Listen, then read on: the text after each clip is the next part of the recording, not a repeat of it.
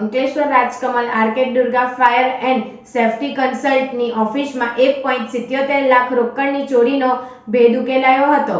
B division પોલીસે 2 ચોરોને આણંદ સબ જેલમાંથી transfer warrant પર લઈ આવી હતી. ગત 11મી એપ્રિલના રોજ અંકલેશ્વર પ્રતિન ચોકડી નજીક આવેલ તાલુકા સેવા સદન કચેરી સામે રાજકમલ આર્કેડમાં 3જા માળે દુર્ગા ફાયર એન્ડ સેફટી કન્સલ્ટન્ટ્સની ઓફિસના મુખ્ય દરવાજાનો નકુચો અને ઇન્ટરલોક તોડી અંદર પ્રવેશ્યા હતા.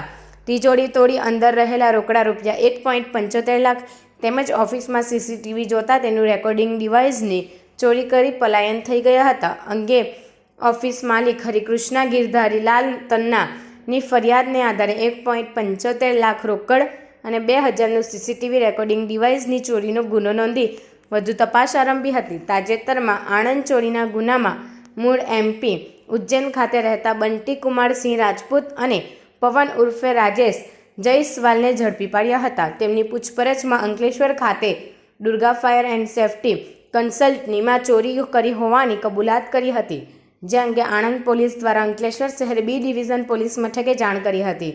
અંકલેશ્વર બી ડિવિઝન પોલીસની એક ટીમ આણંદ ખાતે પહોંચી સબ જેલમાંથી ટ્રાન્સફર વોરંટ પર બંને ચોરોને 19 જૂનના રોજ સવારે 11 કલાકે અંકલેશ્વર લઈ આવી હતી અને ચોરીના રૂપિયા રિકવર માટે રિમાન્ડની તજવીજ શરૂ કરી હતી.